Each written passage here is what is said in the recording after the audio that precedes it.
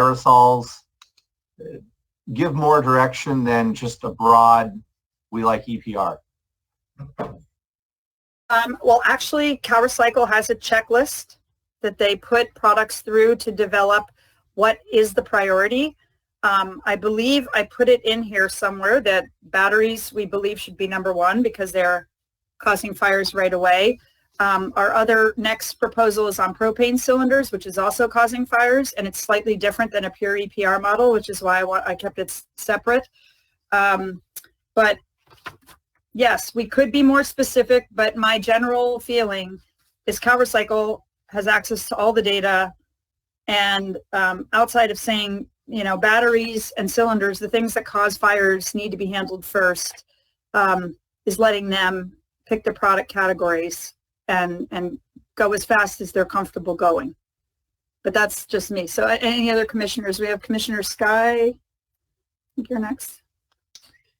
Thank you. I don't know if it's easy to pull up the actual text. I just had some minor comments.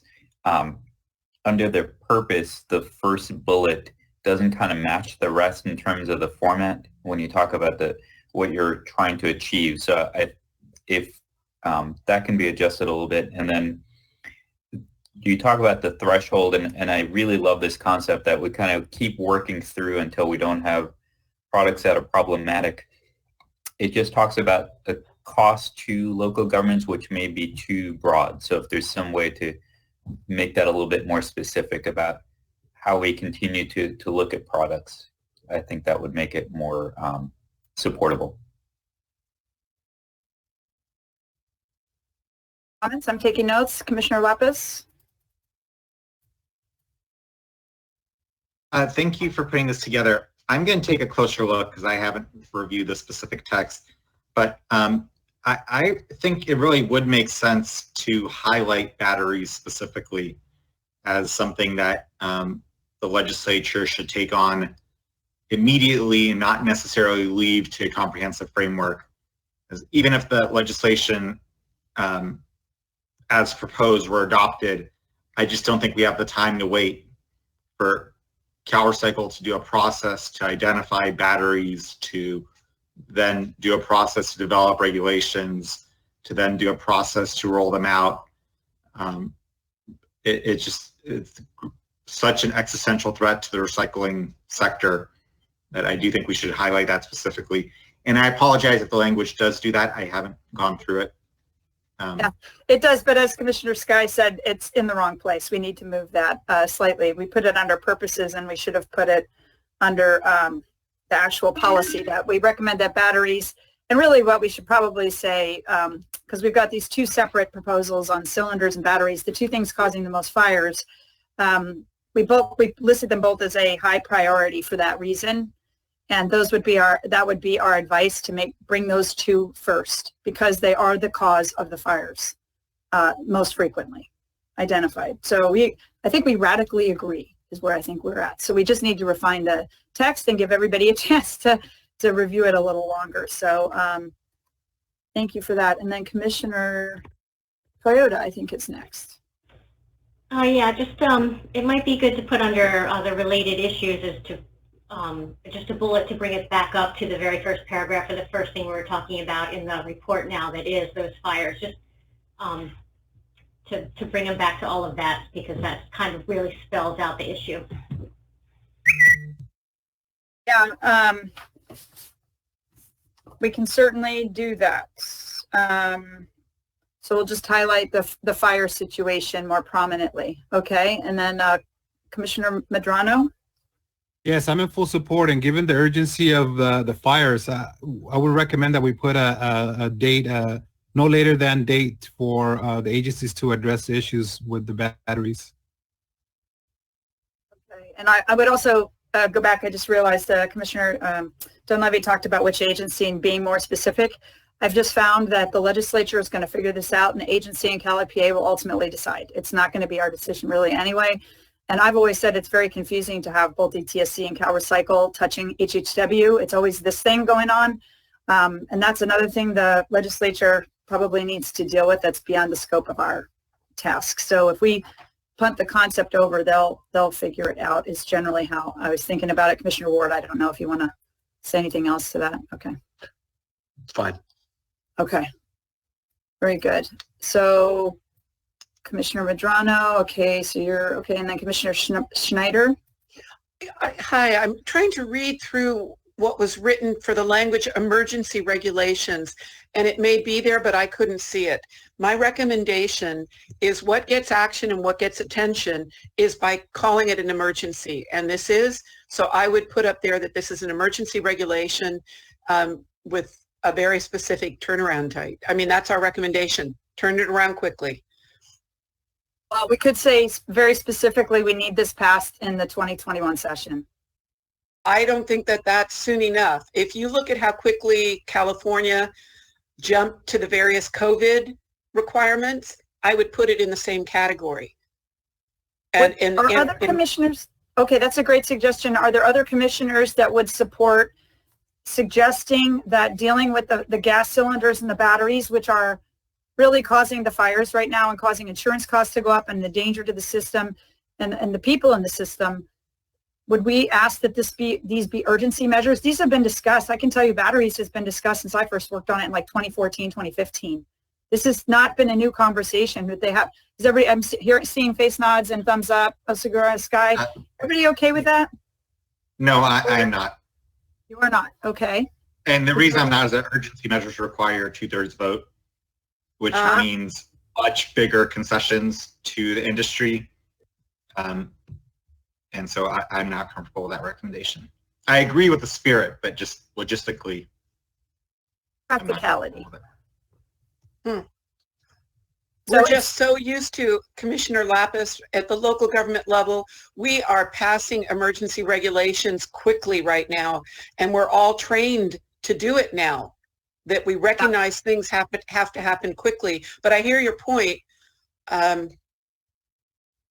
Well, if we say in the report, these are clearly the highest priorities of the commission to get done and passed in 2021 as quickly as possible due to the impacts and costs on the system and the disruption that it's causing, I think that would really send a signal if we really are clear. Cylinders, household hazardous waste, batteries are the highest priority because they're dangerous and costly. And to jump in, I would say if we're trying to get 2/3 of the legislator, let's really hit cost. Cost to the companies, cost to the system, cost to the ratepayers. We put that in there, I think, in the text. I saw a head shake from Commissioner Donlevy. Did you disagree with something there? I just want to make sure we capture everybody's opinions. Sorry, I can't hear you.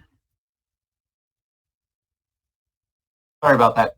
Yes, I did disagree because you said batteries, cylinders, and HHW. I think we need to be focused strictly on batteries and the cylinders, because if we broaden it to HHW, then small pesticides can slow down the process. We just need to be focused on batteries and cylinders, and I think it'll get the attention. And there's enough people rowing in the same direction these days that I think those items could get done in 2021. But as soon as we broaden it to all HHW, a small item is going to slow it down. Okay, so the proposal is for EPR framework with the priorities being the first products for batteries and gas cylinders. Is that not okay, or did you have another proposal? Anybody else? Commissioner, it looks like Sky, did you want to say something? Just very briefly, I think that the policy stands on its own. The way the legislature will enact it, it's really up to them. And it'll probably be two separate bills, one on batteries and one as a framework bill, because they are really two different policies. Actually, just for clarity, the British Columbia and others, and the policy that CalRecycle drafted years ago on framework is that they be given the authority to pick the products. If we don't give them the authority to pick the products and put them under EPR. We have to go for a bill for every single product. That's what's slowing us down. And on hazardous materials, these are the most expensive, the most dangerous, and really taking a lot of money out of local government's pockets away from other materials, organics, what have you. And so that was the concept, is not to try and run multiple bills, one for each HHW. It's actually to give the authority to Cal EPA to figure out which agency should have it and start putting these toxic, dangerous, expensive products under an EPR framework or an EPR system, one at a time at the pace that they're comfortable until they're all done. I agree 100%. I was just meaning because of the conversation we had about batteries, particularly, that we may want to suggest that be a priority in a separate piece of legislation, but that's really up to the legislature to decide. That would be my suggestion, is we say batteries and gas cylinders, highest priority for the 2021 legislative session. And and if that has to be done, like, so what they could do is pass the framework bill and say the first thing that Cal EPA tackle is the batteries and the gas cylinders. And then after that, they get to pick using their hierarchy and their checklist. And I see there's another comment from Commissioner Lapis. Are you again? And then Kalpikoff? Okay. Yeah. I like the concept of the EPR framework for HHW more broadly, but the legislature can act much more quickly than a regulatory agency going through the full regulatory process. I'd be really nervous about, even saying that something's prioritized. If we know what we want the mandate to be, we can do that legislatively much faster than a full regulatory process. And I would just be nervous of the green chemistry effect, where that was the logic that went into the green chemistry program, that instead of doing chemical by chemical bans, we would take a comprehensive look. And that was passed, 15, 16 years ago now, and it's, I don't believe they've actually prohibited any chemicals, although I don't follow that program very closely. So I would definitely want to pull out things where we know the action and we have an urgent solution, to pull that out as individual legislation, not leave it to a comprehensive process. Okay. I would say, though, that one of the things we could do to make sure there's a backstop, that we definitely don't want the green chemistry effect, is putting a backstop that all these products have to be under an EPR system by 2030. Yeah, I mean, again, I hear you. You want to pull batteries out. Yeah, if I were a manufacturer who wants to delay having to take any of this on, I would quote that and say, well, we have until 2030 to figure it out. And, legislature, you should do something comprehensive and not, and then give us until 2030, which is not what you meant, but I think that's how it would be taken. Well, that's how the industry would take it, but the Cal EPA wouldn't take it that way, and they would be able to start slotting these products thoughtfully over the 10-year period. Let's see, Commissioner Kalpikoff. Yeah, just a comment. There was a bill, SB 1156, Archuleta, that got through the Assembly Appropriations Committee this year, and which was illegal disposal of batteries, which I don't. It prohibits basically putting them in trash receptacles, which is a start. It's not a complete solution to the problem of the EPR of the battery, but it's a step in the right direction for fires in trucks and facilities. So, just a comment. Thank you. And I would comment that that a similar bill passed on Sharps, and it had absolutely no effect because there was no funding, there was no collection system. The needles were still flooding through the facility, sticking our workers. So I'm a big fan of, if we're going to do it, let's make sure it's going to work, not just ban it from disposal when basically nobody's following the rules and there's no collection system and no education system to make sure it works. The other problem we have is embedded batteries. They're in everything now, and people just throw their stuff in the trash. So to me, How about this? This is the first time we've heard it. This is great feedback. We're going to move the batteries out of that purpose section. We're going to reduce, we're going to be more specific about costs to local government per Kobe's comment. We're going to really highlight the fires issue per Commissioner Toyota. And we're going to, for multiple comments, highlight that batteries and gas cylinders are first for the 2021 session and could be taken separately as separate legislation while they work on the framework, which might take a couple of years, but that we really want those two things dealt with in 2021. Does that seem fair? Because again, the sausage making machine, okay, I see thumbs up. Is everybody okay with that angle? And rewriting it? Okay, very good. Is there anybody who is not okay with that? All right, so we've got a draft proposal. Ted and I will go back and make track changes to this, hopefully even today. I'd love to get it while it's all fresh and post it right back up with track changes so everybody can look at it. And I want to commit to all of you that I think what we do for this many proposals is as soon as we're done, we send them out every day. We'll send you, here's the new ones that are posted with changes so you have time to digest them and give us feedback. Well, actually, no, I guess that'll be at the next meeting, but at least you have time to digest it and get comments. Excellent. We've done the first one. Thank you very much. So we'll move on to number 2. Number 2 is the single-use propane cylinders, moving them from transitioning from single-use to refillable. I think everybody's familiar with, again, these start fires. They've got examples I linked to in Michigan where one MRF had a very serious fire due to 3 of these cylinders. Cylinders, again, mostly refillable and every other size except 1-pounders. And we've got a whole program statewide that's been funded with CalRecycle grants, HHW grants, to develop the infrastructure at the whole U-Haul system that sell the refillables and refill them. So the question is, what are we going to do about this? Now, the priority, we think, again, is high. It sounds like you all agree.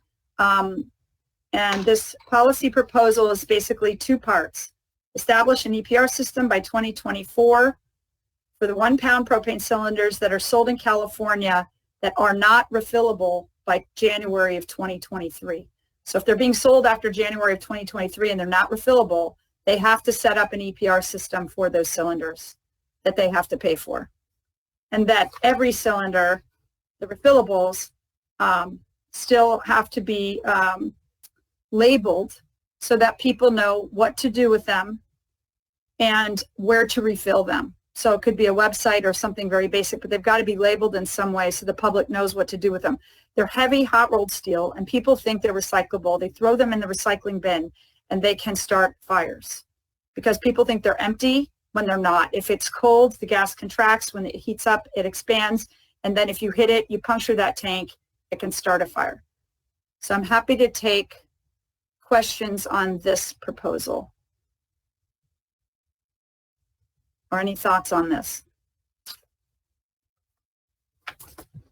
Thumbs up? Approve it. Okay. Commissioner Donlevy, did you want to say something? Yes. Why exclude the refillables? Why not include them in the program? Because most likely it's the same manufacturers. And then it would just create confusion. Is this refillable? Is it not refillable? Why not include them? Because we're trying to drive the industry to design for refilling, and they can get an off-ramp if they design them to be refillable by January of 2023. We know they can do it because they're already on the market. The problem with this particular product is these are very heavily externalized costs onto the public and the environment. The cost of the gas is $0.25. The cost of the package is about $2. And it's single use, and it's hot rolled steel. The only reason they want to keep it this way is because they get more customers if they don't make them refillable. If they make them refillable, they only see that customer once every 10 years. So all those externalized costs are not embedded in the product price. And if we don't get them internalized, or they won't, the public can't see the price change and they won't change, they won't buy the refillables. But the industry, if we say, hey, by 2023, if you design it to be refillable, you're off the hook, then only we're going to see these cylinders come back once every 10 to 12 years. So we can probably absorb that, especially if they're labeling them correctly. That was the thinking. Maybe we're wrong. We're totally open to ideas.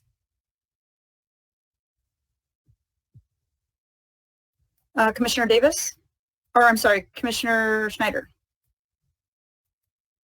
I understand where you're coming from, Chair Sanborn. I think if you had a container that was reusable, a good portion of our community will still throw them in the recycle bin unless the labeling says you must return to a refilling station or something like that.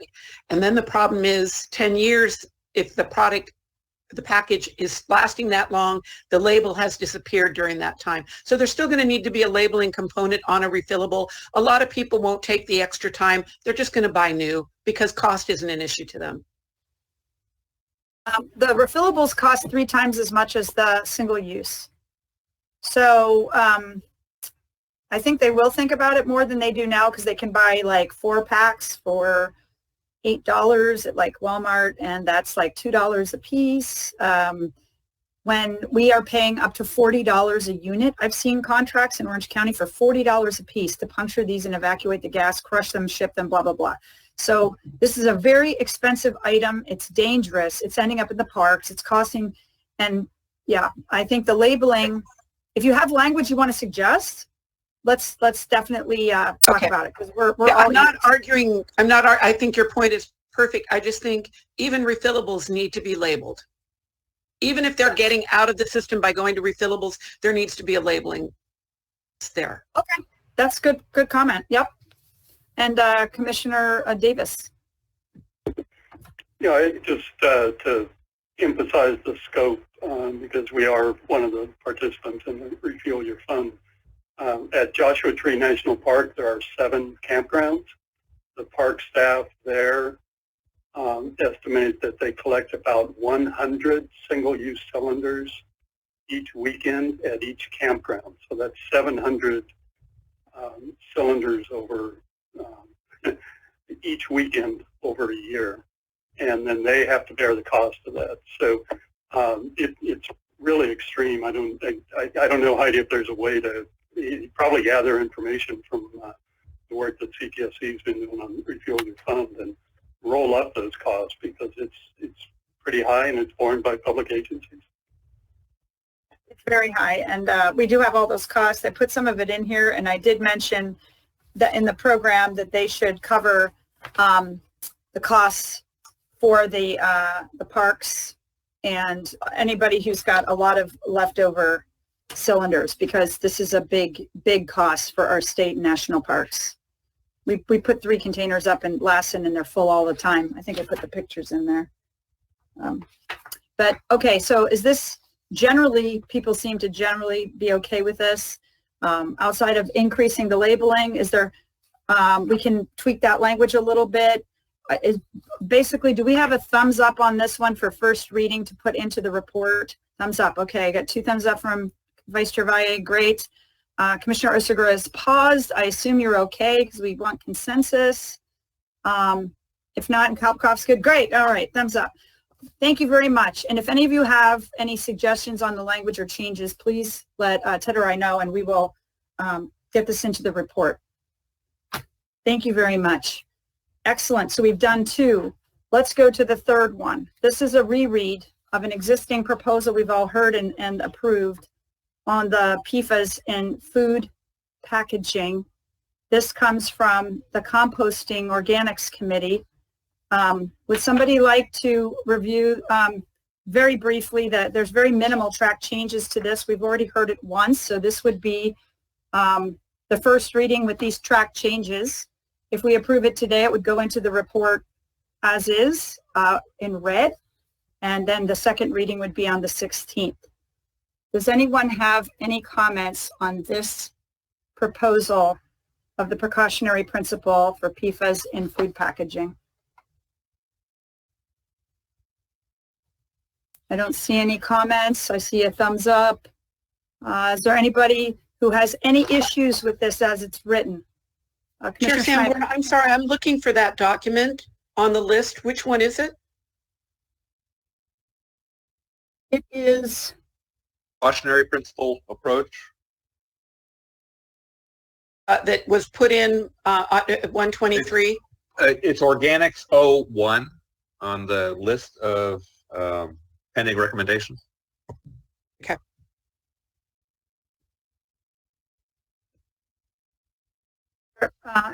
Any thoughts on this? It seems to me that we were pretty supportive of this, and it just had minor edits. So unless I see any opposition or comments, then this would be put into the report as first reading. As it is now, we'd take out the track changes. It would be in red. And then if we approve it at the meeting on the 16th, it would be in the report going in January. And I don't think this one would be a temporary or pending. This would be a final recommendation. I think we should be clear on that too, that this, we're feeling very confident about this one, I believe. All right, so very good. Excellent work. We've now gone through 3 of these. Moving on, the next one is for the recycling committee. This one is very related to what we were tasked to do on curbside recycling, which is addressing the bottle bill, changes to the bottle bill and supporting CalRecycle's AB 54 report. And this lists some suggestions on expanding the convenience zones, limiting store exemptions, allowing handling fee payments, placing a cap on handling fees, and allowing grocers and dealers to receive payment from recycling centers or processors. This is a very big deal, and I don't know, it looks like the committee has held several meetings on this. So I guess I would just like to throw it out. This is a very big proposal. The bottle bill, as you know, is very complicated. There's a lot of issues around it. Does the committee or anybody who authored this, Commissioner Donlevy, do you want to speak to this at all? Yes, thank you. These are generally in support of the CalRecycle AB 54 report. These are items that I think we've achieved consensus on, but by no means does it address all the issues in the bottle bill that need to get fixed. But it is definitely a start. It's going to send the legislature a message that it does need to be fixed, and these are some items that can get done with consensus, I think, from all stakeholders. So this is the start. Okay, very good. And you had a consensus vote from the committee on this language? Yes. Excellent. And this is a legislative priority for 2021. This is a big deal. Are there anybody, Commissioners Kalbikoff, Potashner, the Hollers, any concerns on this? Does this make sense? I don't see any hands. Did somebody want to move that we go ahead and adopt this? Without any discussion? That makes me a little nervous. But I guess you've done so much vetting. Okay. Well, I guess I'll ask for a thumbs up then. Is everybody comfortable with this proposal as it's written? Thumbs up? Is there anybody who does not do a thumbs up? So we need to make sure everybody is heard. These are very important recommendations. It's a big deal. All right, I don't see any thumbs down. So, No, wait. Oh, sorry, Commissioner Schneider. I'm just trying to articulate. In the past, I think we talked about what does this mean when it gets down to the local government level, and what does each city and or county for unincorporated areas have to do. Chair Dunleavy, do you believe that that's handled sufficiently in this? I'll trust you on that. I'm just trying to think how my city would interpret this, given that we have 3 stores that should have it and we have nothing within 5 miles of us. So will it help us? Will it not? Yes, it will help you, because currently 35% of the stores in the state can file for an exemption. But if all 3 stores in your city file for an exemption, you're out of luck. This would limit the store exemptions to 35% by jurisdiction or county. And then it would allow the Deputy Director of CalRecycle to adjust convenience zones based on jurisdictional needs or unique zoning or siting issues. So in San Francisco, I don't think they need 60 recycling centers to cover the 60 convenience zones there. So I think it would give the ability for the deputy director to work with the city of San Francisco and the grocers to define how many convenience zone sites do they need in that area. But it would definitely help eliminate the situation that your city might be facing, or a city like Eureka, where all the stores have filed for exemptions, by limiting the store exemptions to 35% by jurisdiction or county. So it would definitely help you. That's how I looked at that, but I'm wondering if we have a lot of the community that fought against the old Replanet that we had, but would this, if this law is enacted as we're proposing, would our community development director then have to put it on our list saying Millbrae must have this and get the job done? The must have, no, it's not saying they must have, because stores would still have the option B to pay the $100 a day, $3,000 a month option. But again, it would get CalRecycle more involved with the jurisdictions to make sure that there is sufficient coverage for convenient recycling options. And then this would also support the recommendation, at least CalRecycle's recommendation, to allow handling fee payments to be paid to a recycler that is not on a dealer site.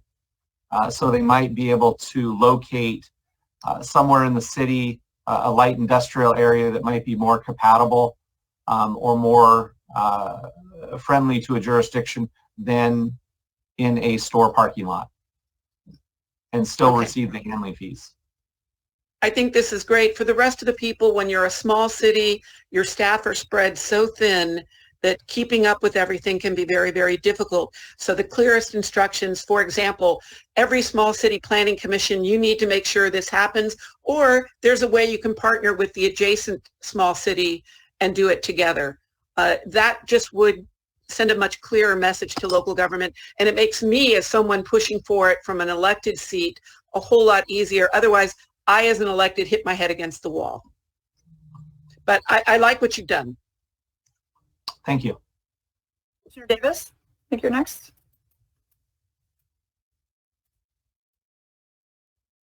Commissioner Davis? Oh, there you go. No, I don't think so. Oh, then maybe I'm at the wrong. Let's see, who do I have next? Schneider, Ted Ward, Commissioner Ward. Yeah, I'll be real brief. Commissioner Snyder, I honestly think how this hits the road is that if you're in a jurisdictions where the supermarkets have been allowed to get an exemption one way or another, and you don't have any recycling centers left, then this proposal will not hit those supermarkets very well. They will not be happy about it being informed that they actually have a responsibility for the beverage containers that they're selling. As up until this point, they've been allowed to skirt that or get around or have a way that they can avoid it. And this brings it to the fore that, no, you can't avoid it to the point where you don't have any recycling centers left. That's not okay, that's not a functioning system. That's what it means. Okay, Commissioner Kalpakoff? Yeah, thanks, Jeff, for your hard work on this. It looks good. The one question that I do have is on the maximum of $10,000 per month in handling fees. Can you walk through the jurisdiction of up to 50,000 for up to 200,000 residents and 200,000 per month for up to $1 million? And maybe my question is this: so if there's a jurisdiction, let's call it at 195,000 residents, and there's 15 buyback centers in that jurisdiction, and there's currently $75,000 worth of handling fees, that would cap it at 50,000, and it would reduce the payment for those buyback centers. Is that correct? Yes. So if you're in a large county, there's an opportunity for some sites to have handling fees, but it does put a cap. So you're not the one or two lucky recycling centers within an entire county that's getting handling fees. Because if you're in a county of, let's say, 1 million people, and there's 40 or 50 recycling centers, there's still very good convenience within that county, where I don't think the program needs to reward 2 or 3 or 5 recycling centers that have found those unique properties that can get handling fees that are not within a half mile of another recycling center. So and I get it. Is the jurisdiction a city or a county? Could be both. Could be both. And that's where it gets CalRecycle involved in identifying areas that are highly saturated with recycling centers. So they could look at it both ways based on convenience. So you could look at the city of Los Angeles or the county of Los Angeles, and have the deputy director of CalRecycle get involved in identifying the locations that should or could get the handling fees. But if there is a location that gets them, put a cap on it so they're not greatly rewarded. Right now, I think the handling fees, the average CalRecycle's posting is about $6,000 per month per site. And I think the 10,000 would cap out less than 20% of the sites right now. But part of this is also moving handling fees to sites that are not on dealer sites. So some would get capped, but then some sites would get some additional money. Yeah. And Jeff, you're okay with allowing CalRecycle to make that determination, whether it's a city or a county? Because it's, I mean, you got a city that's could be, you know, I want to just use Fresno County for an example. There's 1.6 million people, but there's 16 cities in Fresno County, and the city of Fresno maybe being 500,000 people. That's a pretty, you're asking them to make a determination on a county or a city, which is a pretty big difference, I think, in terms of the population and the size. And if you're okay with that, I'm okay with it because you're the expert on the handling fees. But it just seems like you're giving them a broad stroke to make a determination. Yeah, I think there's a lot of very knowledgeable people within CalRecycle, and I think the greatest limitation that they've had is they haven't been able to make decisions or recommendations. And I think giving them that ability is going to help more recycling centers or redemption opportunities open up throughout the state. I think if they're allowed to make some decisions, it will ultimately help the consumers. Thank you. That's all I have. Appreciate your work, Jeff. Thank you. I don't see any other comments on the side, and I did have one question for Commissioner Donlevy. Have you received any feedback from groups like the Container Recycling Institute or others that focus a lot on bottle bills on this proposal? Not directly on this. I've had discussions with them, but it's been outside of commission work. Okay. I guess one thought I had was I didn't see any discussion in the introduction language that the producers are really doing almost nothing in the system right now. Very little producer payment and responsibility. And I'm just wondering if we should add some language here. As Oregon mentioned, they're really focused on a sharing responsibility system. And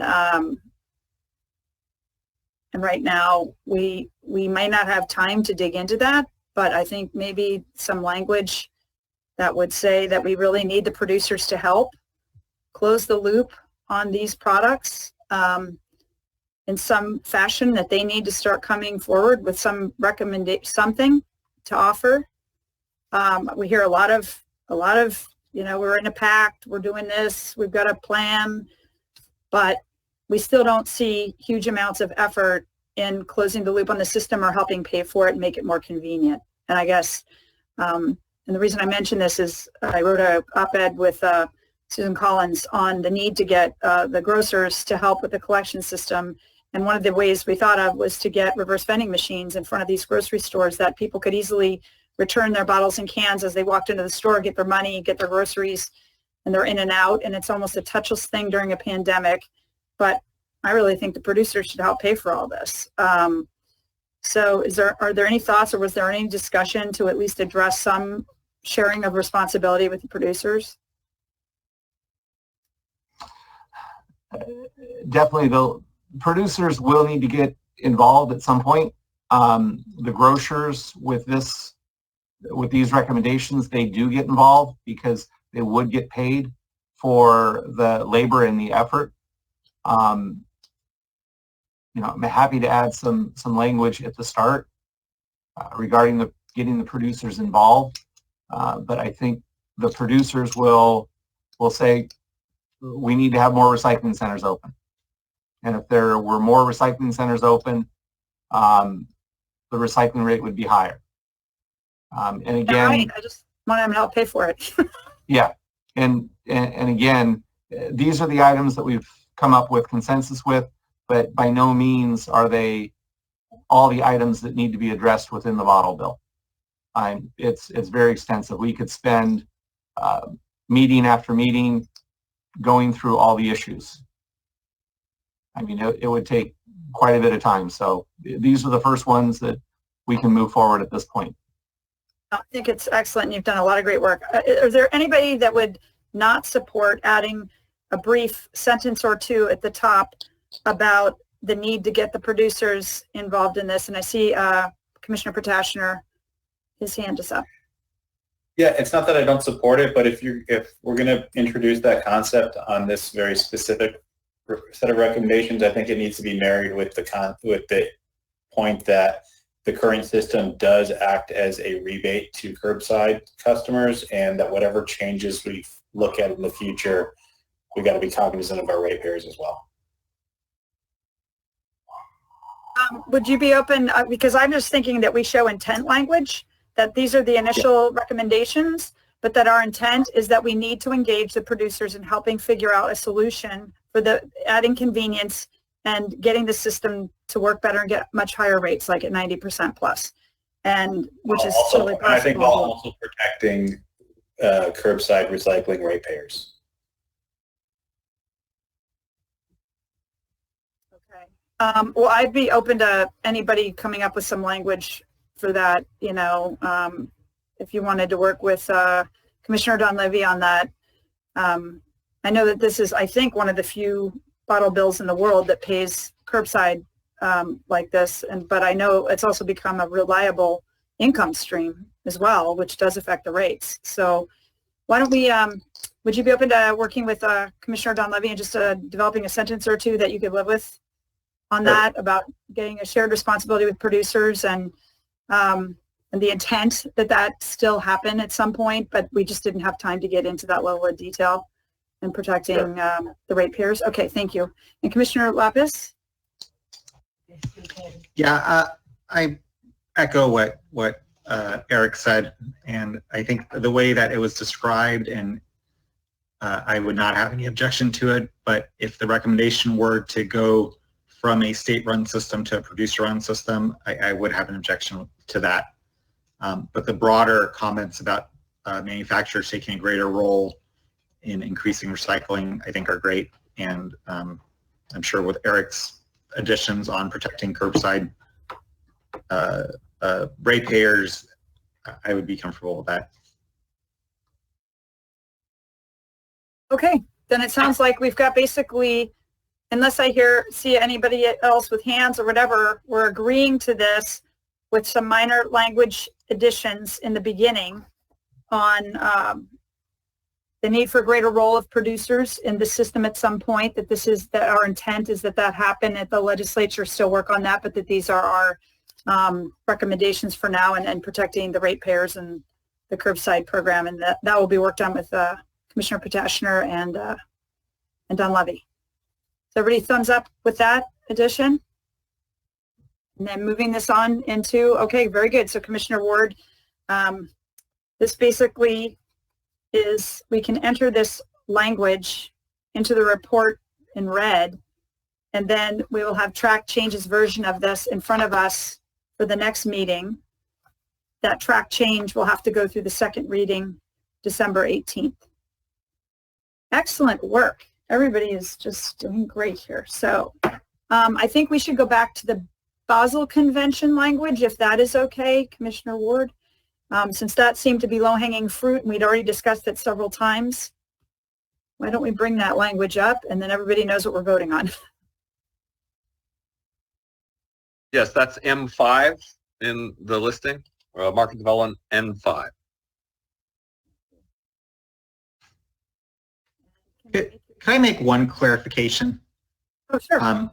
We've been referring to it as Basel Convention language, and I think in the conversations we had at the committee level, we wanted to sort of steer away from that framing because the state cannot get engaged in international trade agreements, but there are things we can do to make sure that exports are accountable, et cetera. So this is really a plastic waste export policy. It's not a Basel Convention policy. My mistake. No, I've been doing the same thing. It's what we've all been calling it, and but yeah. Point. Comment noted. All right, can we pull the language up? Kawasaki, Ted, do you have the language? Okay. And then you can show your screen. Kawasaki can ask you for it. I think you're muted. And the next one after this will be the consolidated permitting process, just so John is ready. Okay. Got it. There we are. And you probably want a bigger screen on that. Oops, hello. Sorry. That's clicking. How do I get this bigger? I think it's at the top. How do we do full screen? Oh, here we go. I'll do 150%. There we go. Better? Yeah, much better. Thanks. Okay. Good. Okay. It's the same language we've already approved.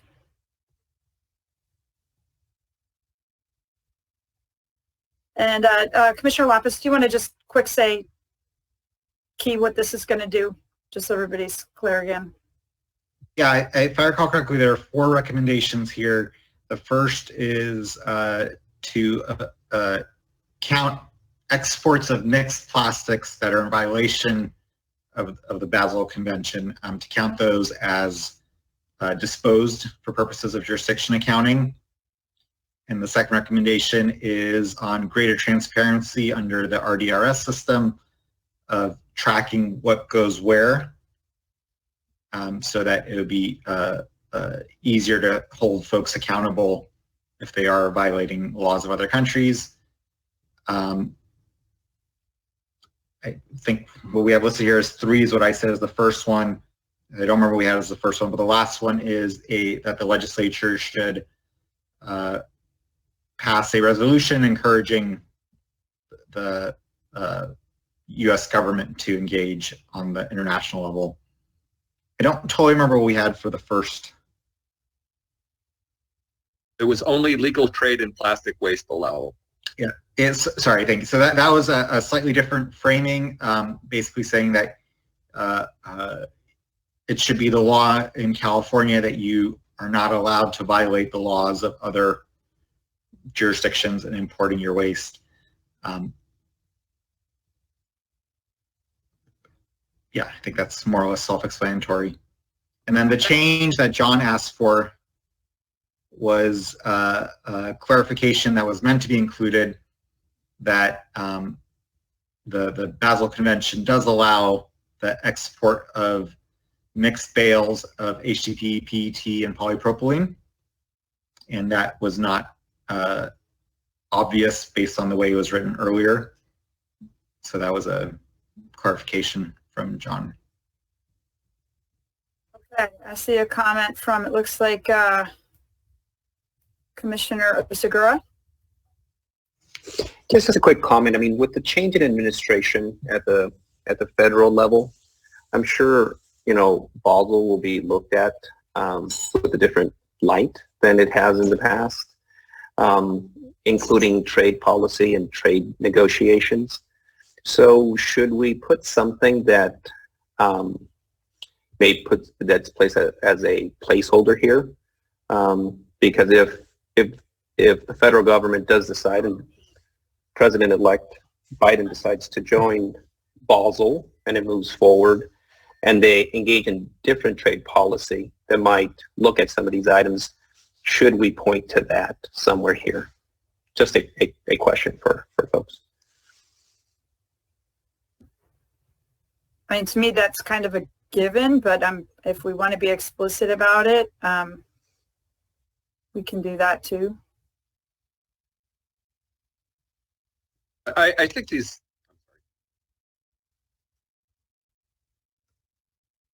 Sorry, I couldn't hear it started. I think these export restrictions are essentially just affirming what the Basel Convention internationally already kind of makes the case, whether or not the U.S. is part of it. So, and because the U.S. will almost certainly take a little while if it engages on that level, and we have the issue now where there's a confusion about exporting is equivalent to recycling, then it seems to me that swifter action is Commissioner Kapikoff? Yeah. So back to my comments on the last commission meeting and the prior commission meeting regarding this. My comments are the same, and I won't reiterate them. I think, Heidi, you tasked myself and Eric with coming up with some language for maybe remeasuring diversion in California. I don't think that's part of the scope of this, obviously. I do want to put a placeholder in there somewhere, though, that on the next step with Ledge, that they do, or we come up with a system where they can start a conversation on disposal being the measurement tool that California uses for recycling. That's my comment is just a placeholder somewhere in here that if they do look at this as a policy, that our disposal will increase and our recycling rate is measured off disposal. Real simple. So that conversation happens in the Ledge. That's all. I remember that discussion. I wonder, would everybody be okay if maybe Commissioners Lapis and Valle just add a sentence at the top of this that says, you know, by preventing the exports on markets that have been relied on for years, this would probably have an immediate impact, that we would see an increase in disposal in California, but it would also be protective of the environment everywhere in the world, which was the intent, that these be really recycled at the highest and best levels. And we just have to acknowledge that. And as the Recycling Commission, we just don't consider recycling sending it to places that are illegal or inappropriate. But we have to deal with the reality of what this might do in the short term. And real quick, I think, Nick, you guys did a good job on the fourth paragraph and on the introduction, pointing out that California will be in the eye of the storm on this. We are the leader in exports. And if this policy is going to limit the exports, then there's got to be maybe a sentence in that paragraph somewhere where, this will lead to increased disposal. That's all, and decrease in the recycling rate. Something there. It'll start the conversation down the road. That's all. Is everybody okay with that? And then I see there's a couple of other. Yeah. If I may add, I think that's so important. It really needs to be part of the executive summary because I think it's part of the irony of this is here we are, the Recycling Commission, to improve and expand recycling, and our first recommendations are actually going to hurt our recycling rate as it's measured to date. And we need to be very forthright in that. I agree. But also, our emphasis in the long run is fixing recycling, expanding recycling, but we have to do that by first protecting recycling and organics. And making sure it's honest when we say it's getting recycled, and the public is clearly believes that it's getting recycled. So maybe how about this? Instead of changing this text, why don't Commissioner Ward and I add this to the executive summary part, that part of what we're doing is making recommendations that we believe are honest and transparent about the fact that some offshoring of these materials may not have led to the type of recycling we all thought we were getting, and that we understand that the short term our numbers might drop, but that it's better to be honest and make sure we're getting a clean system and not dumping these materials on countries that can't handle them, or breaking breaking treaties in the world. Does that make sense? Is that okay with everybody? If Ted and I take a stab at that? Okay, very good. That way we can approve this kind of as it is, and keep moving. Commissioner Schneider? Oh, sorry. I brought this up at market development last week. At the local level, at my local level, we do not get told how much residue comes from our facility. We don't get told what the problematic materials are. If I assume that I am one like the other 530 whatever jurisdictions in the state, most of your local elected officials do not know this, nor then do the public know it, because there's no real good mechanism to teach the public that a good percentage of the plastic they put in their curbside bin is garbage. So I understand that most of our recommendations are going either to Cal Recycle or to the legislator, but there isn't a drop down to local government. And I think one of the mechanisms could be that at the local level, reports of what truly is recyclable and what isn't, what is residue, should be reported out in a public, transparent process. That may be beyond what our scope is, but if it doesn't get there, my 24,000 residents are still going to be confused. That mechanism doesn't exist. And our garbage company tries, but it's still not getting there. The best way is, how are we going to bring this down in a transparent fashion to the local government level, to the residential level? I would say to that too, that it's partly what's in the contract between the city and the haulers as to what information you get and ask for. And that's why contract negotiations are so important, that if you're, Keep in mind, a number of us still have evergreen contracts. And many cities are completely reliant upon their garbage companies because they feel fully trusted with them. But that doesn't get it down to the residential layer. And I looked at this and I like everything. I just would wish that it also said maybe Cal Recycle does an annual report so the data's tied in together, that X materials really are not getting recycled, and that way that report is presented to every city council, it goes onto the city website, and the residents can hear about it. There's a method for them to hear about it. Is there a suggestion for the language in this proposal at this I'd have point? to look at it. Let me look at it and see if I can come up with something that might be helpful. I also think that much of this information is now being captured under the new RDRS system. And so I think they've got new tools that weren't in play 3 years ago, and there's a greater chance of tracking. But you'll be seeing my frustration. 5 years I have been asking staff to report this data because I think the public needs to hear it, and I have lost 5 years in a row. Well, I think the public's hearing from the national media too that some of this isn't getting recycled, and that's why they're getting so discouraged, because they feel like they've been told a bunch of fibs that if they put everything in the recycling container, it's going to get recycled. So I think the public's generally getting the sense that something's really wrong here, which is why we really have the commission formed, and we've got to fix it. I'm going to suggest that we are running out of time if we're going to get through these others, and we've reviewed this already several times. So if we can keep these short and hopefully move this one on. Commissioner Davis? Yeah, on that last discussion, if you look at recommendation 2, there is the CalRecycle would notify local jurisdictions in violations. So it's, as far as this recommendation, I think it's addressed. But Flake, is this, Nick, Richard, is this focused on baled material? Is that the basil? I'm sorry, I kind of. Yeah, it is, John. It is. It's based on bale material. Okay, and it's implied in here. It could be maybe a little bit more explicit in some parts. There's mention of bales in a couple places, but yeah, okay. That would be my suggestion. Maybe we just emphasize that at the beginning. Thank you. John, as opposed to what? As opposed to truckloads granulated or processed, you know, I mean, if somebody wanted to granulate PVC and there was an export market for it, I don't know how that falls in the Basel Convention. Once it's been granulated and purified. Is there a language change?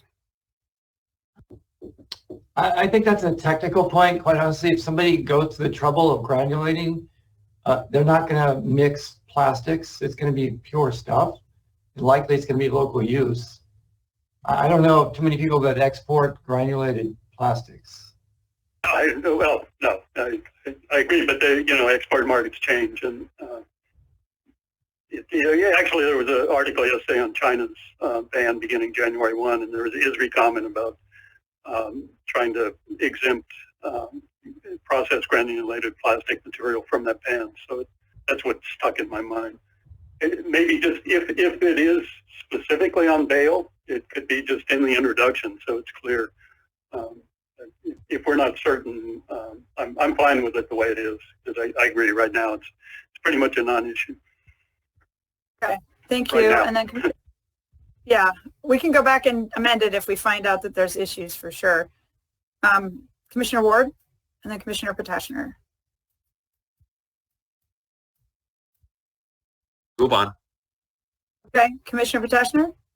Yeah, well, just recommendation number 1, I'm 100% in support of the spirit of it. I'm a little uncomfortable just because I think the changing policy landscape on what each country that is right now receiving material is changing at a pretty rapid rate right now. What does this look like for recycling operations that may on a month-to-month basis start seeing different policies coming into the countries they're exporting, and what does enforcement on this look like down the road? In some ways, recommendation 1 feels more like it should just be part of the preamble of like the principles that we're behind versus going down the road of creating some new enforcement on the value chain right now that I don't think is equipped to sort of take on that risk at this point. I think the more specific issue around the recycling credit is a good way to deal with this issue, but just putting an overarching, you can't violate international law, well, no one wants to, but at the same time, it's changing on a week-to-week basis. I don't know if the system right now is equipped to sort of move that quickly and take on new liability and law. But at a cost and be very tough to deal with in COVID when our economic situation is getting worse by the minute. It's an excellent point. Did anybody, Commissioner Valle, Commissioner Lapis, want to speak to that? Go ahead, Nick. I think I agree that it could go into the preamble. I am less concerned with protecting folks from changing laws that they might not know about, because I'm not sure that's totally an excuse. I'm more, but I agree more broadly, because this is, I don't know logistically what it would mean for us to codify a violation of international law into state law. And it's a kind of a broad concept that I'm not sure is very implementable. I guess what I would say, Nick, is maybe we would put this in preamble and count this as something that we're going to continue to work on through July, because I don't know if this idea is completely baked and we've understood exactly the implications of it. Yeah, no, I think that's a good point, and it really could use a little more discussion. If you, Eric, if you want to make those changes. Okay, I'll do that now. And then just, Heidi, on the other point real quick on what Joe talked about in terms of we're going to increase disposal by some of these policies. While I'm trying to look at language with our lawyers, one thing that has occurred to us is that CalRecycle did a good job with Hilton on creating tools for 1383 for local jurisdictions. We may want to consider directing them to create likewise tools after these recommendations get pushed forward or new laws get pushed forward to help the conversation between jurisdictions and local haulers and processors on how to deal with their contracts given these new laws. That may be that instead of having a fixed way to deal with it, just provide a set of resources so that folks like us can go and point to things that CalRecycle has produced on their website when we're in our conversations with our local governments. Is like, this is how we think we're supposed to approach it. Yeah, we can certainly look at that. I know their budget is completely strapped right now and just getting worse with the fires and everything. So, so it looks like then we generally agree with this, but recommendation 1 will be moved into the preamble, and Ted and I will deal with language in the report about some of our recommendations may actually increase disposal in the short term because we're being honest about what's really recyclable, et cetera. I think if you can change that language and bring it back on the 16th, we could read it in on the 18th and again put it as pending, that it's not necessarily final, that this is not one of the things that we feel the most clarity around and we want to hear more, but at least it's in there that we've discussed it and we've got some pretty good ideas around it, but maybe around it to 80%, but we're not 100% sure we got this right. Is that, I have a little hesitation on that, just because the basal restrictions, I know go into effect January 1. To wait until July to respond to something that's actually impacting whether or not you're legally exporting materials, and when that's a problem in January, makes very little sense to me. This is a priority, and it really needs to be addressed. Good point. Yeah. Then should we just make recommendation number 1 specific to the Basel commit issue? Yeah. We could do that. Does that work for Commissioners Valle and Lapis? Yeah, thumbs up. Okay. Okay. So we're going to I believe that actually was the original. That was the original proposal. We got rid of that so that we're not in a position of California engaging in international treaties, and so that it would apply to any violation of law. That's why it's written more broadly. But I understand that it's really broad, so we could try going back to the original language. Now we're going to go back to the original language on 1, and we're going to bring this back on the 16th for first official reading. Well, unless you want to approve it pretty much as is now, and then it'll be track changes that we approve, and so we're only approving this track changes the second time, and then on the 18th for the final for those track changes. Is everybody okay with that? So we can approve this as it is. Yes. With the changes we're asking for to come back as tracked for the 16th, and those track changes we will approve on the 16th, and if they stay the same on the 18th, and then it'll go into that draft report because it is time sensitive. And Ted and I, again, in the report, will deal with the issue about the diversion credit, diversion disposal amounts. Make sense? Okay, great. Thank you so much. You guys are doing such great work. This is fantastic. Okay, we're going to have to move quickly. We've only got 40 minutes left, and we're not going to get through all these, I'm pretty sure. So we're going to try and move as quickly as possible. Please keep your comments really focused on the stuff that we need to change, and if we need to take stuff offline and edit them in between the meetings, let's agree to that so we can keep going through it as fast as we can. The next one is the consolidated permitting process enhancement, which has been discussed several times before the full commission on the 18th of November, October 21st as well. The primary author is John Davis, and this is basically a final proposal which does not need legislation, and basically is designating the Cal EPA lead on a consolidated permitting process. It's been in law for years. It hasn't really been implemented. And I do see a hand up by Commissioner Dell.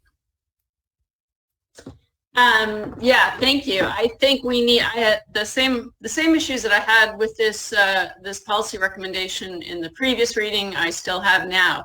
And I think we need to take some time to go through it and not rush through it. So I've got this pulled up. I'd like to start by asking what the meaning of the sentence is. However, the consolidated permitting process does not authorize Cal EPA to require local permitting authorities to participate in the process. Could you please explain what that sentence is to me? I think that was added based on some comments from our discussion here, but consolidated permitting process is a state agency process. And so there's also permitting from local agencies. It might be the local enforcement agency, and would certainly be the city and county with land use authority. So this consolidated process that hasn't been used apparently much in the past that you're promoting here, does this basically say then that Cal EPA is not required to engage local authorities for local permitting? The consolidated permitting process covers state agencies. The recommendation is that local permitting agencies be involved in the process so that they can share information and timelines with those state permitting agencies. So are you suggesting then in this that the consolidated permit process, the way it stands in law now, be modified to require Cal EPA to engage with local permitting authorities? No, there's no suggestion of modifying the statute. I think if Cal EPA has the authority to convene the state agency. In fact, a developer can request it, and Cal EPA has to initiate that process. They would then be able to add local government agencies to the process. If a local government doesn't want to participate, Cal EPA could not compel them to participate. But I suspect opening up the process to include local government would be beneficial in exchanging information and knowledge about the full permitting process. But is the way the consolidated permit process is now, if a developer came to Cal EPA and said, I'd like to propose this process in X place in California, then the Cal EPA could start down this consolidated permitting process and they would not be required to engage local permitting authorities. That's what I'm getting at. We have to, I believe, include the requirement that local permitting authorities be absolutely engaged in the process and not left out of the process. So is that the case? Are local authorities required to be consulted? Well, our recommendation would be that yes, that they be included in the process. I haven't heard through any prior discussion that would require a change in law.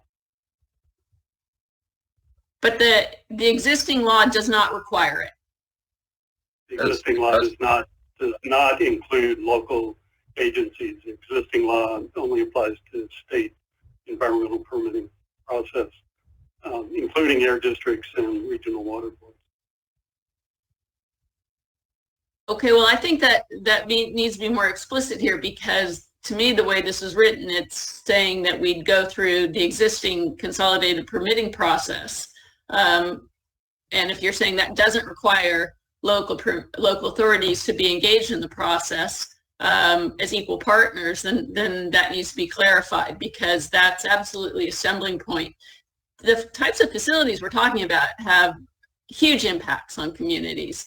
And I think this proposal is also tone deaf to environmental justice issues. I didn't see it mentioned once. Unfortunately, many of these processing facilities require a ton of truck traffic. They have safety hazards, fire hazards, emissions issues. Unfortunately, they often end up in communities where real estate maybe not as expensive and there's not stakeholders who are prepared to fight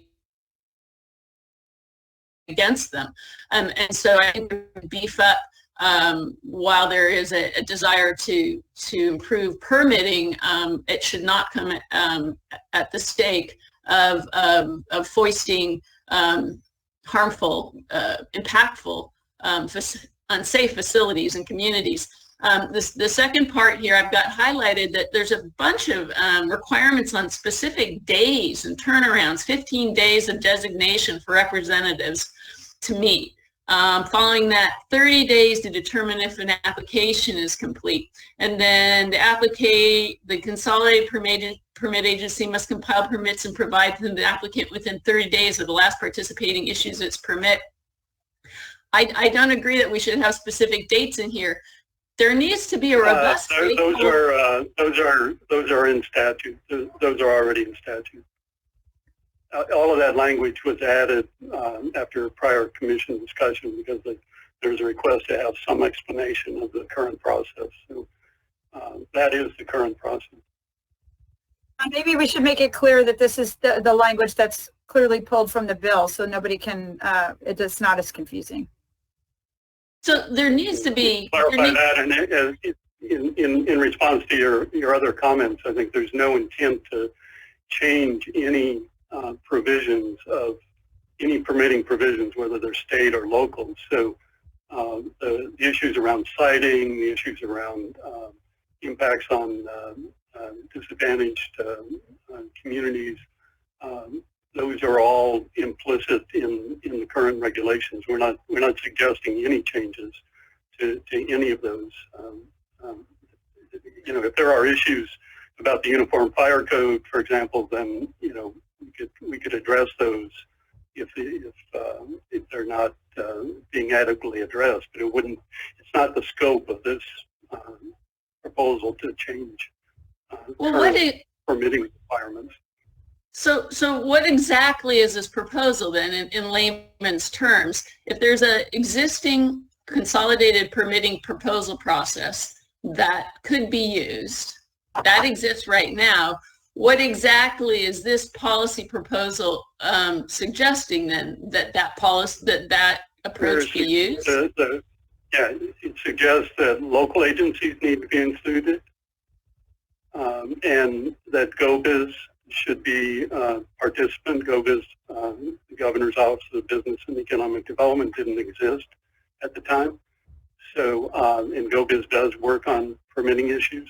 The advantage of the consolidated permitting process is the ability to pull together within the stated timeframes all the state permitting agencies and local air districts and regional water boards. I'm not convinced that we need to change the statute to allow Cal EPA to invite local governments to participate in the process, but not having local agencies in the process means that information isn't shared with the local permitting agencies.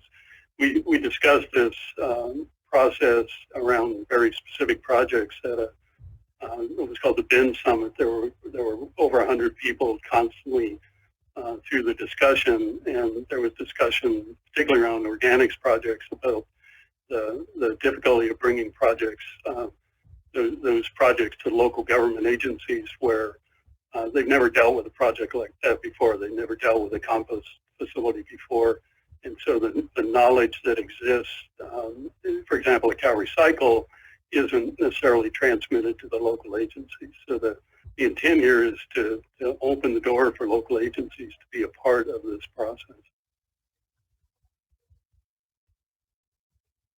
There's 5 specific recommendations, including setting a significant threshold for projects, and starting with a couple of pilot projects to try to work through the process. and then having some designated contact leads at Cali PA, at GoBiz, and at CalRecycle, so that a project applicant would know where to go to initiate the project. And so this is an overlay then, basically on the consolidated permitting process, again, that already exists, but is it sort of like a how to make that better or easier to use? It's a policy recommendation to do that, to overlay it. Maybe I can clarify. It's not working. They're not using it. It's been in law for years. And so what John was trying to do was just simply point that out and say, we've got to get everybody talking because we're not getting these permits moved fast enough. And I know Commissioner Segura and others have dealt with, where permits are just taking years upon years upon years. And if this isn't right, it needs more detailed work. We're happy to take this offline and keep moving on the other policies, since we've only got about 25-30 minutes left. But there's other people that have comments on this too. So Jen, okay, so I'll just close and say I think there's a reason that it takes a long time. It's because stakeholder and engagement and feedback is important to not having facilities foisted on communities, and I'll leave it at that. I think your point about environmental justice issues being addressed in here is very important. So that's really good feedback. Commissioner Ward? It's been addressed. Go ahead, move on. Lapis? Yeah, ditto. Cancel. Okay, Commissioner Segura. I just want to make sure, to highlight, this is really not about regulatory circumvention, but what can't happen is that permits take years upon years to get completed. We've had, situations and real life situations where you have a permit that sits on someone's desk for 18 months for no other reason than it's waiting for someone that transitioned or someone that's reviewing again, but had nothing to do with regulatory compliance or circumventing something. So it's important that this regulation is on the books, but it's not being utilized. It's not efficient. It's not effective. And we need hundreds of millions of dollars of new facilities in the organics side built throughout the state. And it can't take 10 years to build facilities. It just can't. We discussed here at the commission that we want more facilities and more infrastructure, yet folks will not build those facilities or sometimes cannot build them because it takes so long and the window's so long. So once again, I just want to highlight, this is not about regulatory circumvention. It is about making an efficient and effective system that people can have more certainty when a permit can be completed. Is that 3 years, 4 years? But it can't be 20 years. So I want to make sure I highlighted that. I think you made a really good point that maybe at the beginning there's a comment made about the intent that this is not about circumventing any kind of rulemaking or processes to protect local communities or anything else. It's simply to make sure that the process is efficient and effective and allows us to meet the state goals, because right now it's a big reason why we can't meet the state goals, to be quite honest. And Commissioner Kalbakoff? Yeah, I'll echo what Commissioner Oseguera said, that there are unique, areas of organics recycling that may be new to a jurisdiction or an area, and the technology, the covered systems, there's not a lot of history in these, and they're new, and they reduce 95% of VOCs, and they're great for the environment. But as new projects unfold, there may be some project that's the same in another area of the state, and sharing that information is important. Some of the timing, we had 18 months for an air permit because it was new to the air district. It was the first one. They didn't have the history and the data on this. But if they were to look at other air districts that did have these in there, it would have streamlined the process. And I think that's the intent of this policy. The other I think an extremely important aspect of it is that these projects, and it's under the sets a threshold for significant climate impacts, they these projects have to be recognized as reducing, greenhouse gas emissions. That's what they're for. And so it's not maybe an environmental justice, but it's more of a regulatory issue with the air and the water districts that these do, these new projects actually reduce the greenhouse gases, and they're good for the environment. I think that's an important setting the threshold on the number one point there. And I think these guys did a great job with this policy, and I appreciate it.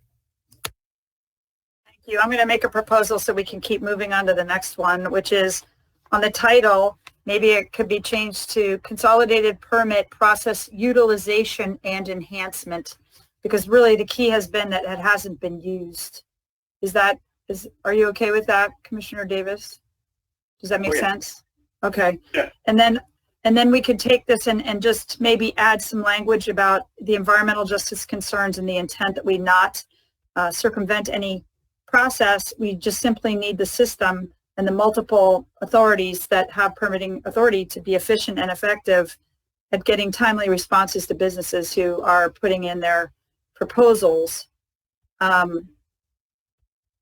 and clarifying the language that is existing so that everybody's clear we're not adding that language. It's actually already there. Yeah, I'll prepare something and mark it up for final adoption. So. But we can all agree then that in concept, we like this. We think it's a good idea to highlight that this is law and it hasn't really been utilized, and it's causing problems that these permits are taking so long. And again, not because we're circumventing rules, but because they're just for whatever reason, staffing, et cetera. So if we are supportive of that, Commissioner Davis, why don't you come back with the track changes version, and we will vote on that on the 16th and again on the 18th, and hopefully that will be it. And then we can put it into the report. Sound good? Is everybody okay with that? You don't want to send it. You don't want to send it to second reading just with those two track changes. Yeah. No, we could do that too. We could vote on it now and agree on these changes that will come back. So everybody good with this as it is, but we're going to amend it to address the concepts we just discussed. Give everybody, thank you. Okay, everybody's thumbs up. Is there anybody who does not agree with that? Okay, I don't see any. So we'll go ahead. That's our vote. We're going to put this in the report in red, knowing it's going to get some track changes, and we'll vote on it on the 16th, and then those track changes again on the 18th. Excellent. Commissioner Lapis, did you want to say anything else?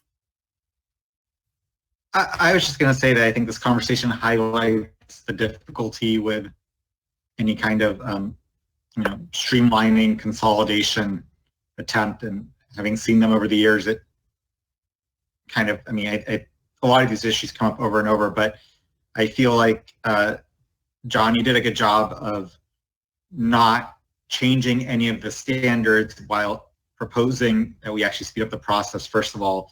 And second of all, the reason I actually put the asterisk in the chat is when Secretary Blumenfeld addressed us at the beginning of our process, he said he wanted us to prioritize cutting green tape. And, this is not only is this thing a perfect example of that, but it's also within the jurisdiction of his agency. So I think it's the kind of recommendation he would want to see. Make it easier to do the right thing. Okay, well, we're at 12:01. We've only got about 25 minutes left. So let's move on quickly. There's one that was submitted from the Organics Committee on problem products by Commissioners Sky and Ward.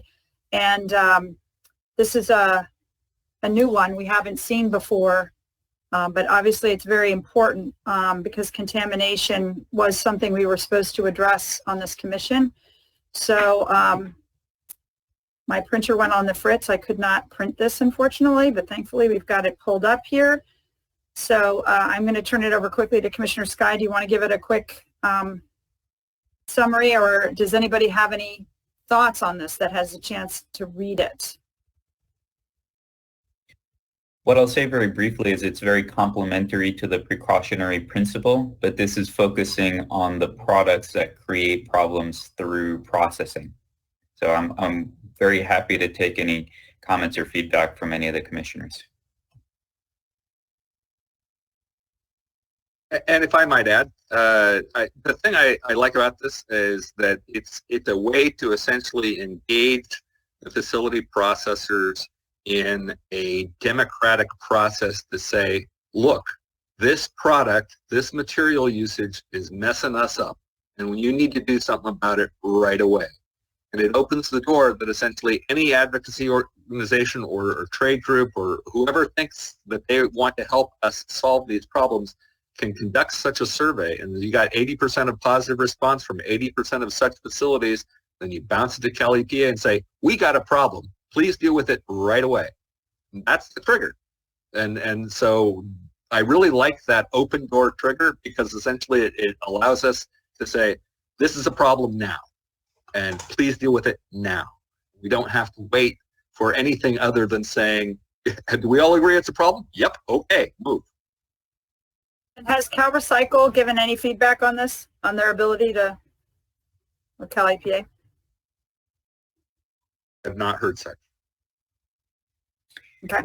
We haven't, but similar to the policy we discussed earlier on Cal EPA designating which agency would be the lead, I think that makes more sense. It's not a role they've taken frequently in the past, but because a particular product may be toxic, and so DTSC might be the lead, or it might have to do with water pollution. So, the water board might be the best lead agency, but often these kind of products do overlap in terms of lead agencies. So I think Cal EPA is the right agency to take this on and then delegate it to the right agencies within the Cal EPA umbrella. Davis, you're next. Commissioner Dell. Commissioner Davis? Oh, sorry, your volume dropped. Yeah, I mean, I understand the concept. So two thoughts. One is, what can you cite something that is or was that might or might have fallen under here? Just to help me get my mind around how this. Flushable wipes. Flushable wipes for wastewater treatment plants. You could ask 80% of them. They would 80% absolutely would say this is a problem today. Yeah, or film plastic that's is another example. That's the language, right? Okay, so got it. So the language I was looking at, the survey language. Explain how this works. So the wastewater treatment plant group submits surveys. Yep, they send a survey to all of the wastewater. 80% of 80% of 80% of 80%. Is that how it rolls? 80% of 80%. That's it. Once you reach that threshold, there you are. So what's the 80% of either such facilities or the landmass, watersheds, and coastlines or population? Yeah, so I added the thought on that is that sometimes there are state agencies like the California Coastal Commission who have responsibilities for great areas of land, and they can identify this is a persistent problematic pollutant on our coasts that wasn't here before. This must be dealt with. They have, because that's their area of jurisdiction, they should have the ability to make that same kind of determination. Similarly, litter impacts on public lands. Any agency responsible for stewardship of public lands or resources should be, or operation of municipal facilities should be able to say, this is the problem. Yeah, you might want to break that bullet into a couple of parts where there's an alternative, step one, step two, because when I was reading it, I had a hard time getting it. So. Okay.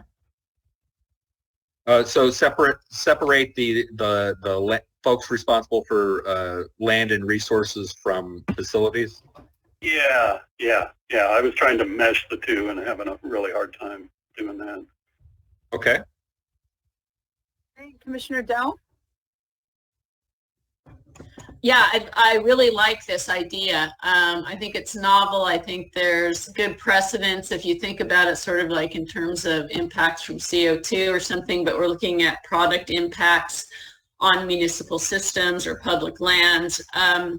Why the 80%? I actually think it's going to be hard to get 80% of, if you look at, we have 76 MRFs, for example, and if you tried to poll 76 MRFs, I don't think you'd get 80% respondents. It's just tough. They don't have the capacity to answer.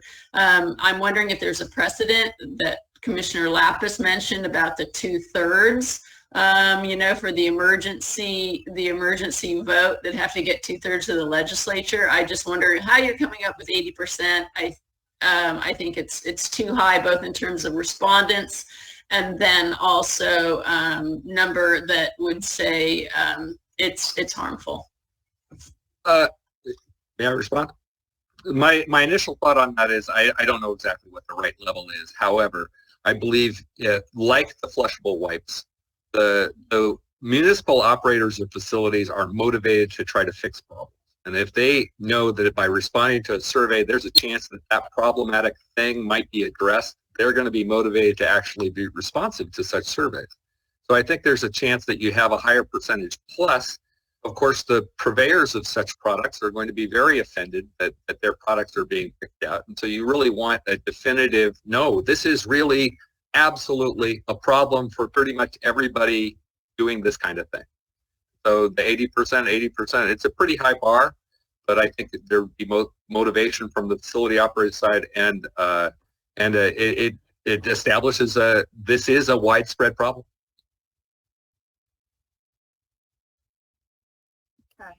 I'll just speak very briefly. The threshold for responses might be a little bit high, and so if we were to adjust one of those thresholds, I'd be open to saying at least 2/3 of the entities respond and 80% of them identify it as an issue. Okay. Any other changes or recommendations for this proposal? I think it's a really cool idea, and I really thank Commissioners Ward and Sky for putting this together. Is everybody okay voting on this, knowing that looks like we've got some changes on the voting, so it'd be 2/3 response with an 80% of the 2/3 saying thumbs up. Is everybody okay with that change being added, coming back with that track change? Very good. Is there anybody who does not like this and thinks this is a problem for some reason or wants more discussion?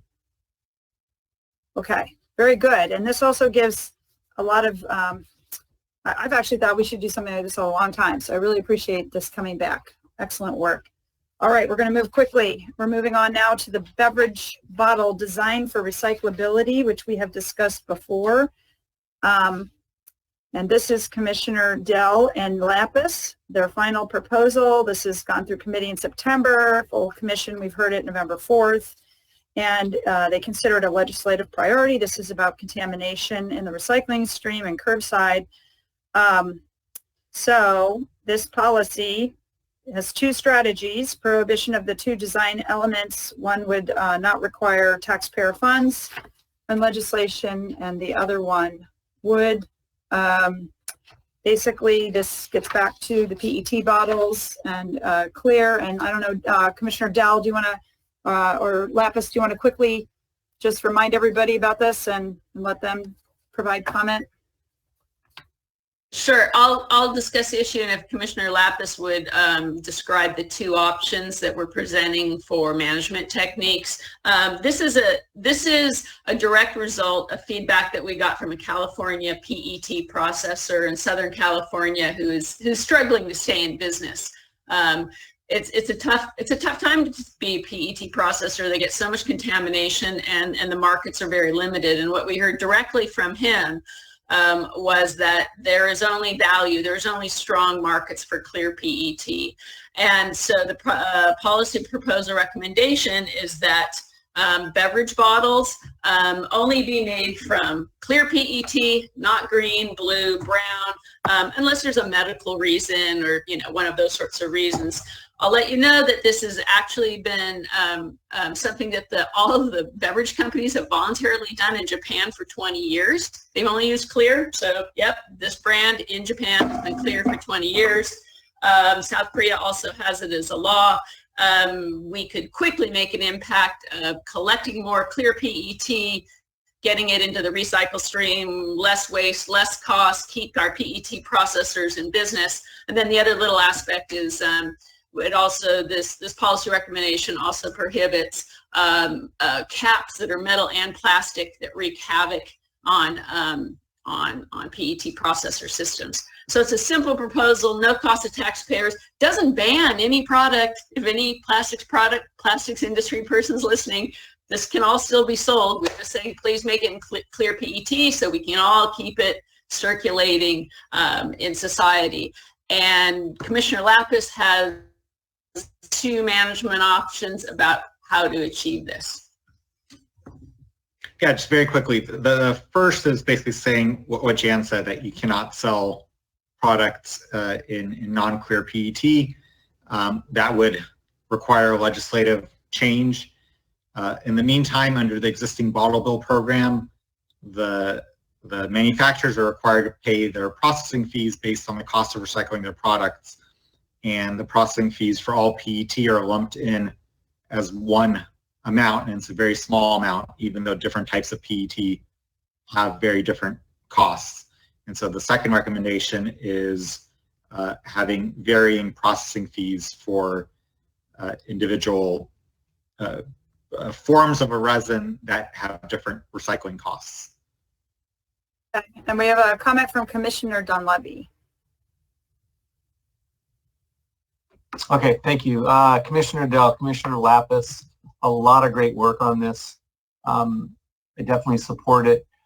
Coming from the industry side, asking producers to switch from green or blue or yellow or brown PET into clear is not going to have a major impact. I would estimate that the green, brown, yellow, blue percentage of PET bottles in the CRV program is about 10%.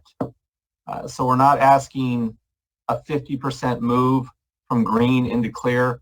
It's a small percentage, and a majority of the green is probably a 7-Up, a Sprite, a product that a nice green label is going to still have the same marketing impact as a green bottle. So I don't think asking the producers to switch from clear to green is going to have a detrimental impact on the producers. I think they'll be able to do this fairly quickly with minimal costs, but the ultimate result will be better for the reclaimers. It'll be better for the recycling centers.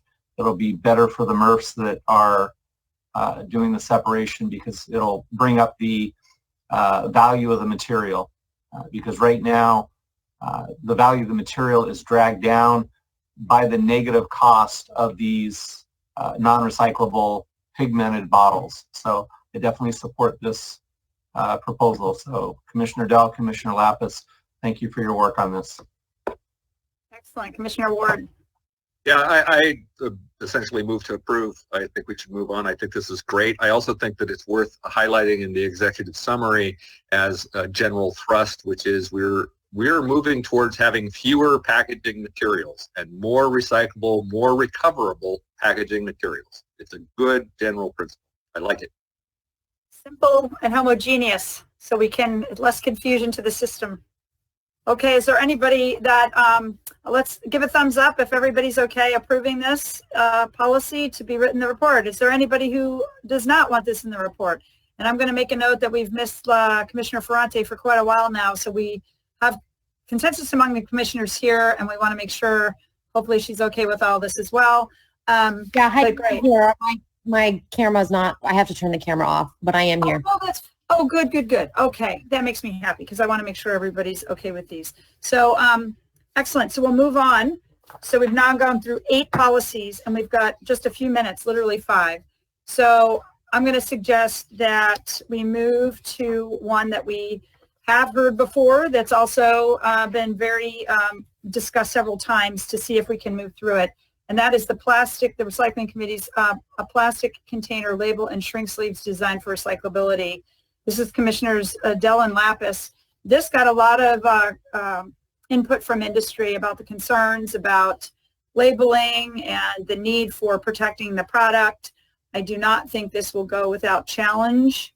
I just want to highlight that, although it's clearly a contaminant, and they have acknowledged that. So with that, I guess we've been through this before. It's been heard at the committee and the commission in September, starting in September all the way through to November. So at this point, I would say, does anybody have any comments on this proposal on the plastic container labels and the shrink sleeve design for recyclability? Are there any comments, suggestions, edits to this proposal? And it would require statutory change, so this is a legislative change.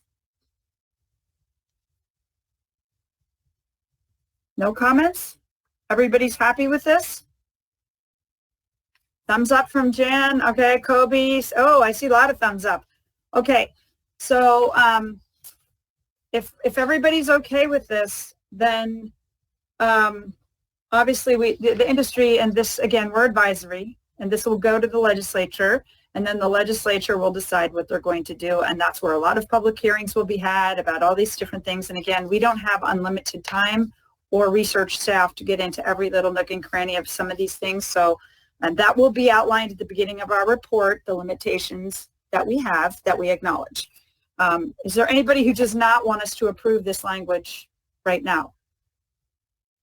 Very good. Then this is another proposal which we've heard several times, and we are going to put that into the report as read, Commissioner Ward, and then we will vote on this on the next meeting. And oh my goodness, maybe we can do one more real quickly, and we'll leave the rest for the next meeting. This is on organics, the compostable plastic certification and approval for composting or anaerobic digestion. Commissioner Sky and Lapis. Commissioner Sky, do you want to give us a very quick overview? Obviously, we won't be able to get into great detail today, but at least start the discussion. I wonder if that one is better to hold off, because we're actually going to discuss it further next week at the Organics Committee, and it will have some discussion. Then let's hold that, and the one that I think probably is closest to being done, then we'll move on to market development, the Governor's Office of Business and Economic Development, an enhanced role. And this one we've heard before the Commission twice in October and November, and it's simply saying that we need no legislation. It's just that the Governor's Office of Business and Economic Development work closely with Cal EPA, and that there's dedicated work groups for recycling and manufacturing and organics. We've had wonderful conversations with Kaina over there.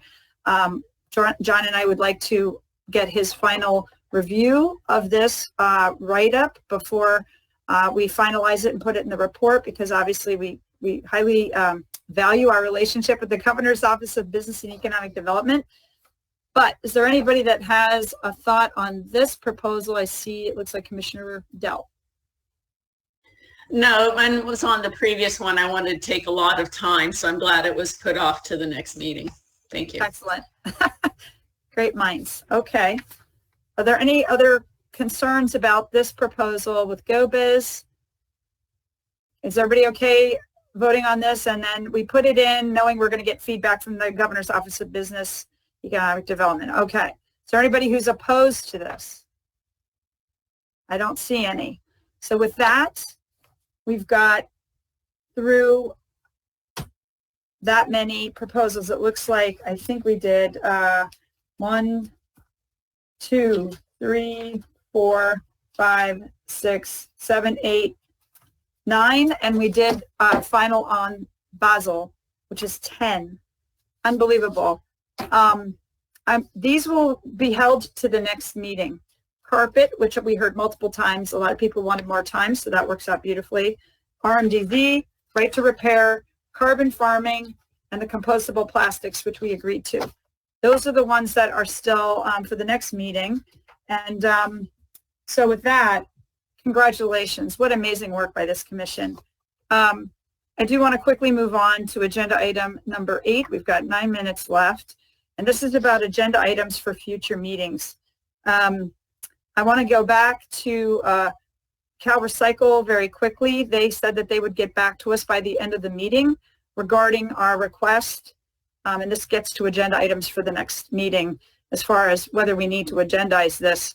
CalRecycle, are we going to have any legal support? Do we know the answer to that question yet on the public information request by the California Manufacturers and Technology Association? Heidi, legal is going to join for our call right after this for the agenda setting, and I've cataloged the questions that came up today.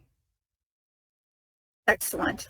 So I don't have a specific answer yet, but we will discuss in just a few minutes here, and then ensure that we get the responses to the questions to the Commission. And Commissioner Sky, did you have a comment on this?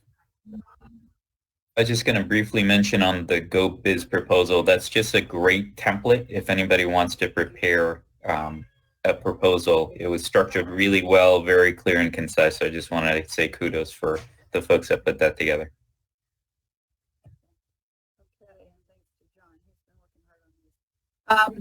Very good. And Commissioner Valle, Vice Chair, make sure you can join us on the call after this meeting to make sure we understand. Thank you. And then basically, let's see, other agenda items. We had our Secretary, Jared Blumenfeld, you had asked that he come back. He scheduled time to come back for half an hour at the next meeting. We are getting very tight on time. I do not want to ask him at the last minute not to come because obviously his time is incredibly valuable, as is everyone's. So do we still want him to come? Because if not, and we want to put it off to January, I do want to let him know now. I do not want to have to ask him at the last minute. It's up to all of you. I suggest we move to January, and I think we should also invite the new director to speak. Okay, so that's ahead of all the policy discussions because I got a couple of one-off emails of people saying we shouldn't have even had David today, and I'm just not comfortable canceling on people the night before. If we're going to ask them to speak, I would like to protect their time and make sure that we can stick to it. So if everybody's okay with that, then we're on for half an hour with Secretary Blumenfeld from 9 to 9:30 on the 16th while we're trying to do all these policies. No, I think everybody was in agreement to move it to January. Oh, gotcha.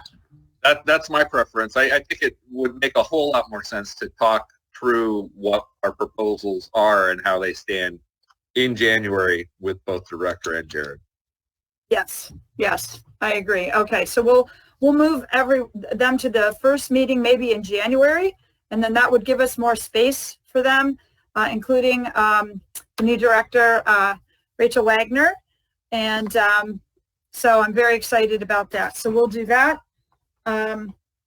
Other agenda items, I think at this point, it's just cranking through these policies and making sure we get public comment, we get the report right, because on the 18th, that's the end of it. That's the final report language. And Commissioner Ward and I are going to have a lot of report writing to do and making sure this is cleaned up and tight and clean for everybody to read. Anything else on agenda?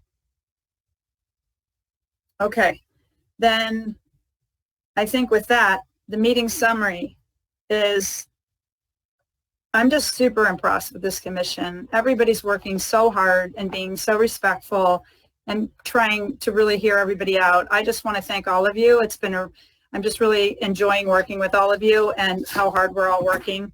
I just think that it's a very impressive group, and I thank you all so much. And thank CalRecycle for your support. I know we've strained you. You weren't given money for this and staffing, and you've pulled a lot of people in to try and help us, and we really appreciate that. And to the stakeholders, I'm sorry if it's hard to follow us. I'm sorry if, we're trying really hard to be as transparent as possible. We're happy to comply with public information requests. We're doing the best we can, and please look at the report because we literally are writing it live online, and I don't think that's ever been done before. So there's no secrets here. Okay, well with that, I will say congratulations, a lot of work completed today.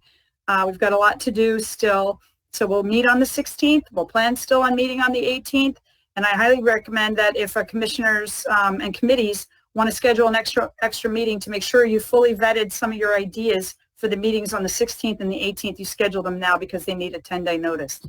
All right. Well, with that, thank you all very much. Excellent work. We'll see you on the 16th. Thank you.